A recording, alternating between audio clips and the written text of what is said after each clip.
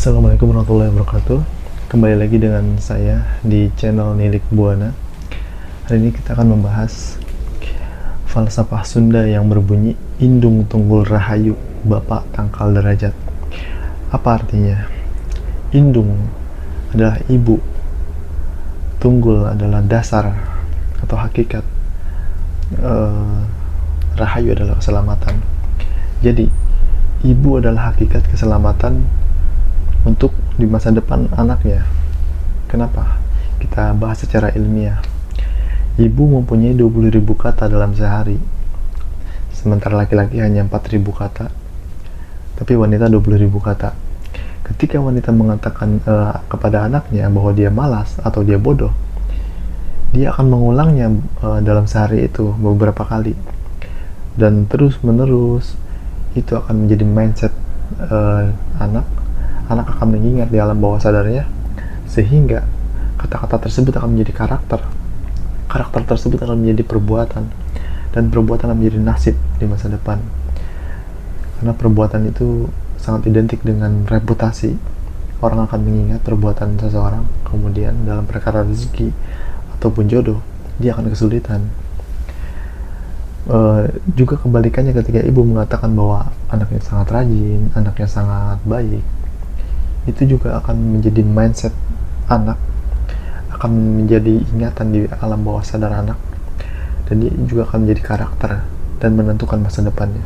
Itulah mengapa dikatakan bahwa indung tunggul rahayu kepada anak, bahwa ibu adalah dasar keselamatan untuk anak.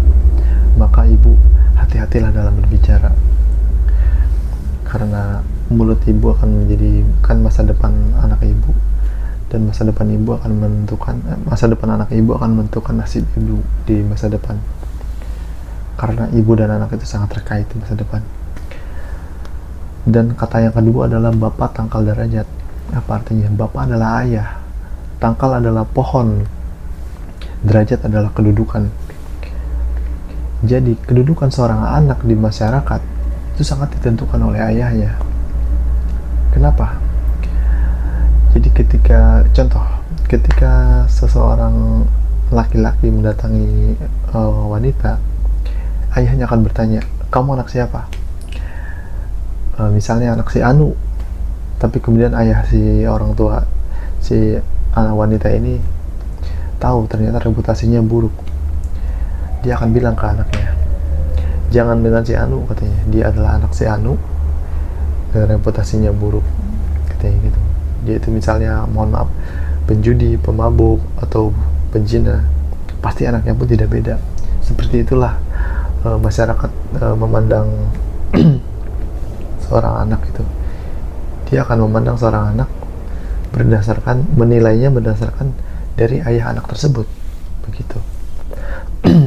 Tapi begitu juga sebaliknya, ketika anak tersebut adalah anak dari orang yang baik, mempunyai reputasi yang baik di masyarakat. Ketika anak tersebut datang ke rumah wanita, maka ayahnya akan menerima dengan baik. Orang-orang tiba-tiba akan mempunyai pandangan yang welas asih, karena dia mengingat ayahnya, reputasi ayahnya. Walaupun pada kenyataannya anak itu tidak bergantung kepada ayahnya. Sifat anak itu sangat bergantung kepada ibunya, karena ibunya lah yang berinteraksi setiap hari. Dari kata-kata tersebut lah yang menjadi karakter anak. Maka dari itu untuk ibu di seluruh dunia, kita harus berhati-hati dalam berbicara. Berhati-hati juga tentang aib suami. Aib suami itu tidak boleh dibuka di masyarakat. Kenapa? Karena itu akan menentukan reputasi ayahnya. Ketika ayahnya dibuka aib-aibnya oleh suaminya, oleh istrinya, maka reputasinya juga akan buruk. Tangkal derajat itu akan rubuh. Tangkal itu dalam bahasa Sunda adalah pohon. Maka pohon itu akan jatuh. Maka anaknya juga akan jatuh, tertimpa pohon tersebut. Reputasi anaknya menjadi buruk. Maka jika ibu menyayangi anaknya, maka jagalah aib-aib suami, maka jagalah ucapan dalam berbicara. Katakanlah yang baik-baik kepada anak, walaupun anak itu belum menunjukkan perilaku yang kita sebut. Katakanlah saja dulu dia pinter, dia baik, dia soleh atau soleha, itu akan menjadi ingatan di lubuk hati, ini akan jadi ingatan di pikirannya dan menjadi karakter. Misalnya ketika dia bangun tidur, kita ucapkan yang kata-kata yang baik-baik.